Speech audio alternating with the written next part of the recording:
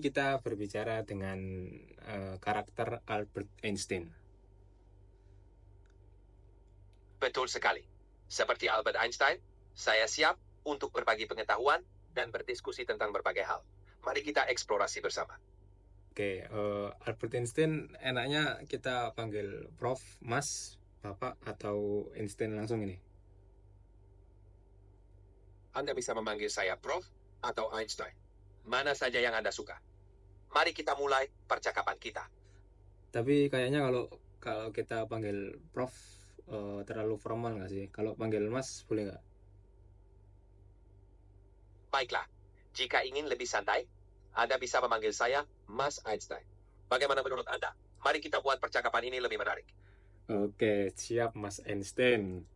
Jadi kalau kita ngobrol sama Einstein, biasanya kan yang paling terkenal tuh teori relativitas, ya Mas Einstein ya. Nah, coba dong jelasin ke penonton teori relativitas itu apa gitu. Yang paling gampang gimana? Baik, Mas. Teori relativitas itu seperti ini.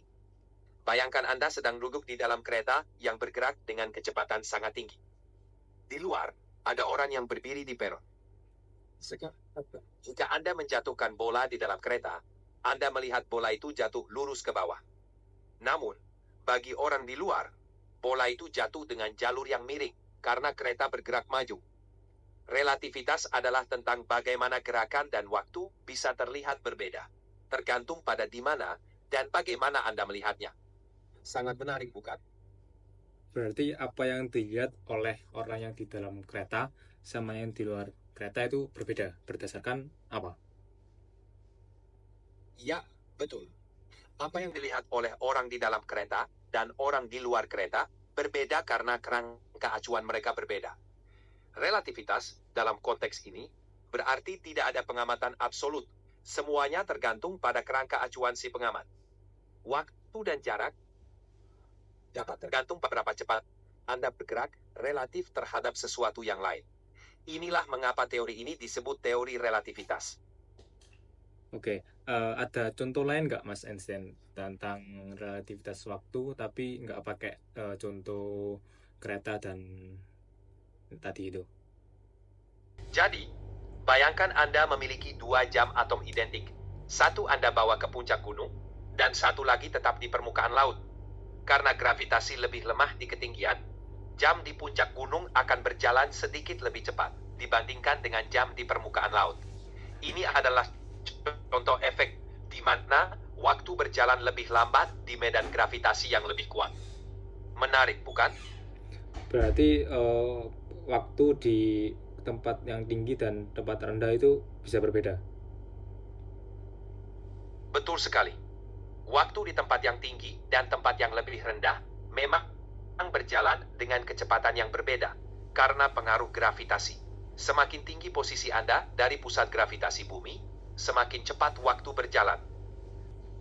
Kok bisa berbeda itu Mas Einstein? Maksudnya kan waktu kan tetap gitu 1 detik 1 menit 60 detik, tapi kenapa kok di yang tinggi berbeda dengan yang rendah? Coba dijelaskan dong. Baik, Mas.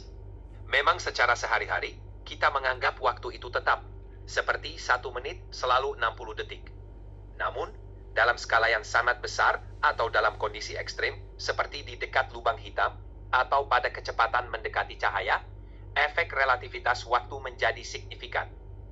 Di tempat yang lebih tinggi, gravitasi lebih lemah, sehingga waktu berjalan sedikit lebih cepat dibandingkan di permukaan yang lebih rendah. Ini terjadi karena gravitasi memperlambat laju waktu. Jadi, meski kita tidak merasakannya dalam keseharian, jam atom yang sangat akurat bisa mengukur perbedaan ini. Semuanya adalah tentang seberapa cepat waktu berjalan relatif terhadap medan gravitasi. Oke, kalau misal ditarik contoh ekstrim pakai lubang hitam atau kecepatan cahaya mungkin berbeda waktu. Tapi kalau cuma sekedar berbeda ketinggian tinggi dan rendah gitu, apakah terasa perbedaannya atau? Perbedaan waktu karena perbedaan tinggi, meskipun nyata, sangat kecil dan tidak terasa dalam kehidupan sehari-hari. Misalnya, perbedaan waktu antara gunung Everest dan permukaan laut hanya beberapa mikrodetik per tahun. Ini artinya, dalam kehidupan sehari-hari atau dalam konteks ketinggian seperti di bumi, kita tidak akan merasakan perbedaan tersebut. Namun, dengan instrumen yang sangat sensitif seperti jam atom, perbedaan ini bisa diukur. Hal ini menunjukkan betapa menakjubkannya relativitas waktu. Oke, paham. Lumayan keren sih. Tapi Mas Einstein mikir kayak gitu tuh dulu awalnya pas ngapain sih kok tiba-tiba kepengen kayak gitu? Kan nggak mungkin pas gabut tiba-tiba kepikiran kan, maksudnya kenapa gitu? Wah, pertanyaan yang bagus, Mas. Jadi, awalnya saya terinspirasi dari eksperimen pikiran tentang bagaimana cahaya berperilaku. Saya membayangkan apa yang akan terjadi jika kita bisa mengejar seberkas cahaya. Dari situ, saya menyadari bahwa hukum fisika harus berlaku sama dalam semua kerangka acuan, dan kecepatan cahaya harus konstan, tidak peduli seberapa cepat kita bergerak. Dari sini, lahirlah gagasan tentang relativitas khusus, yang kemudian berkembang menjadi relativitas umum. Tentu ini membutuhkan banyak pemikiran mendalam dan kerja keras. Oke. Agak kurang paham sih saya. Coba dijelaskan ulang. Tentu, saya permudah lagi. Bayangkan kita mencoba mengejar seberkas cahaya dengan kecepatan tinggi. Dalam bayangan itu, hukum-hukum fisika tetap sama bagi semua pengamat. Dan kecepatan cahaya selalu konstan, tidak peduli seberapa cepat kita bergerak. Jadi, dari pemikiran itu, saya menyadari bahwa waktu dan ruang tidak mutlak. Mereka relatif tergantung pada pengamat. Inilah dasar dari teori relativitas. Ya. Anggap aja saya sudah paham lah ya. kita ganti ke topik selanjutnya. Yang paling terkenal dari rumus Einstein kan juga E sama dengan MC kuadrat. Nah, yang sekarang itu banyak banget dibuat kaos-kaos gitu Mas Einstein.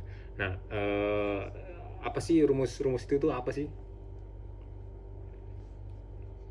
Rumus E sama dengan mc kuadrat itu menggambarkan hubungan antara energi E dan massa M yang merupakan kecepatan cahaya di vakum, sekitar 300.000 km per detik.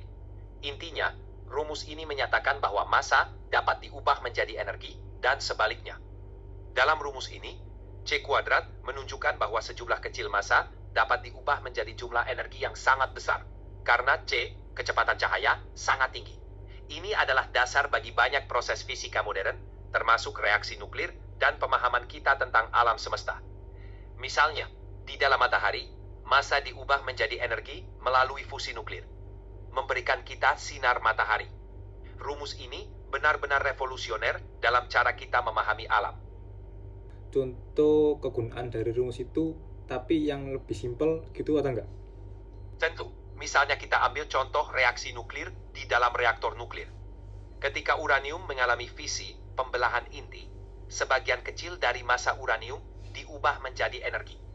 Energi ini digunakan untuk memanaskan air, yang kemudian menghasilkan uap untuk menggerakkan turbin dan menghasilkan listrik. Dalam contoh ini, meski massa yang hilang sangat kecil, energi yang dihasilkan sangat besar karena kecepatan cahaya kuadrat dalam rumus E sama dengan mc kuadrat. Jadi, kita bisa memanfaatkan perubahan massa menjadi energi untuk kebutuhan listrik sehari-hari. Ada contoh lain nggak selain nukliran gitu kan, yang lebih simpel gitu? Baik, mari kita ambil contoh yang lebih sederhana. Pikirkan tentang bahan bakar di mobil Anda. Ketika bahan bakar itu di dalam sebagian kecil massa dan bakar menjadi energi. Energi ini kemudian digunakan untuk menggerakkan piston dan akhirnya menggerakkan mobil. Meskipun massa yang hilang sangat kecil, energi yang dihasilkan cukup untuk menjalankan kendaraan. Ini adalah contoh harian yang menggambarkan prinsip di balik rumus E sama dengan mc kuadrat. Oh ya. Kalau dijelasin gitu lebih mudah sih, lebih mudah. Oke, kita ganti pertanyaan lagi coba. Kita sering dengar Mas Einstein tuh skeptis sama mekanika kuantum gitu. Nah, Terus juga Mas Einstein pernah bilang kayak Tuhan nggak main dadu gitu. Nah, apa benar skeptis itu Mas Einstein gitu? Ya, benar. Saya memang skeptis terhadap mekanika kuantum, terutama karena konsep ketidakpastiannya. Mekanika kuantum menyatakan bahwa di tingkat sangat kecil, seperti partikel subatom, alam semesta bersifat probabilistik, bukan deterministik. Ini berarti kita hanya bisa memperkirakan hasil dari suatu proses, bukan menentukan dengan pasti. Pernyataan saya, Tuhan tidak main bermain dadu, mencerminkan saya bahwa alam semesta ini haruslah mengikuti hukum-hukum yang teratur dan dapat diprediksi. Meskipun mekanika kuantum telah terbukti sangat akurat dalam eksperimen, saya merasa bahwa mungkin ada teori yang lebih fundamental yang bisa menjelaskan ketidakpastian tersebut. Oh, berarti Mas Einstein lebih percaya sama yang hal-hal lebih pasti gitu. Kalau mekanika kuantum, menurut Mas Einstein masih banyak probabilitas gitu. Ya, betul. Saya memang lebih condong pada pemahaman alam semesta yang berdasarkan prinsip kepastian dan determinisme. Mekanika kuantum dengan elemen ketidakpastiannya sulit untuk saya terima sepenuhnya. Saya merasa bahwa di balik fenomena kuantum mungkin ada aturan atau hukum yang lebih mendasar yang belum kita pahami. Namun, saya juga menghargai kemajuan yang telah dicapai oleh mekanika kuantum dalam fisika modern. Skeptisisme saya lebih kepada keinginan untuk mencari pemahaman yang lebih mendalam.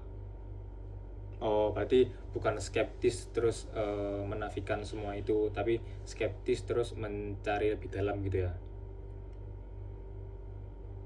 Ya, benar. Oke, terima kasih. Sekarang kita coba masuk ke hal-hal yang lebih pribadi gitu, boleh nggak? Jadi kalau misal Mas Einstein lagi nggak ngapa-ngapain gitu, lagi gabut, apa sih rutinitas orang-orang jenius yang dilakukan itu? Tentu, kita bisa bicara tentang hal-hal lebih pribadi. Ketika saya tidak sibuk dengan pekerjaan ilmiah, saya menikmati bermain biola. Musik adalah salah satu cara bagi saya untuk bersantai dan melarikan diri dari kompleksitas dunia fisika. Saya juga senang berjalan-jalan di luar ruangan dan berpikir mendalam tentang konsep-konsep fisika atau sekadar mengamati alam. Kadang, saya bertemu dengan teman-teman sesama ilmuwan untuk berdiskusi ide-ide baru atau hanya untuk bercengkrama. Kehidupan seorang ilmuwan tidak selalu tentang penelitian. Ada juga waktu untuk menikmati hidup. Berarti kadang kalau gabut gitu dengerin musik sama kadang ngibah-ngibah gitu ya? Ya, benar. Mendengarkan musik, terutama bermain biola, adalah salah satu cara favorit saya untuk bersantai. Pernah dengerin ini nggak? Jeduk gitu nggak? Oh tidak, saya lebih suka musik klasik. Musik klasik memberikan kedamaian dan inspirasi bagi saya. Tapi, saya selalu terbuka untuk berbagai jenis musik yang bisa membangkitkan suasana hati. Ya. Serius amat mas. Menurut kamu nih, gimana sih cara biar kita bisa bikin anak-anak zaman sekarang tuh lebih kreatif gitu? Menurut saya, untuk menumbuhkan kreativitas pada anak-anak, penting untuk memberikan mereka kebebasan untuk menjelajahi minat dan bakat mereka tanpa terlalu banyak batasan. Berikan mereka akses ke berbagai aktivitas seperti seni, musik, sains, dan olahraga, sehingga mereka bisa menemukan apa yang benar-benar mereka sukai. Jangan takut untuk membiarkan mereka gagal. Seringkali, kreativitas tumbuh dari eksperimen dan kesalahan. Dan yang terpenting, berikan dorongan dan dukungan pada mereka untuk berpikir di luar kotak dan mengikuti rasa ingin tahu mereka. Kreativitas adalah tentang membiarkan imajinasi mereka berkembang. Di zaman sekarang nih mas, zaman sekarang tuh sudah banyak teknologi yang makin hebat, kayak AI, terus robot-robot, mobil terbang gitu. Nah, menurut Mas Einstein, teknologi masa depan itu bakal lebih kayak apa sih, dan apa yang harus diwaspadai dari teknologi di masa depan? Teknologi masa depan kemungkinan akan terus berkembang ke arah yang lebih canggih. seperti kecerdasan buatan, AI, robotik, kendaraan otonom, dan teknologi medis yang lebih maju.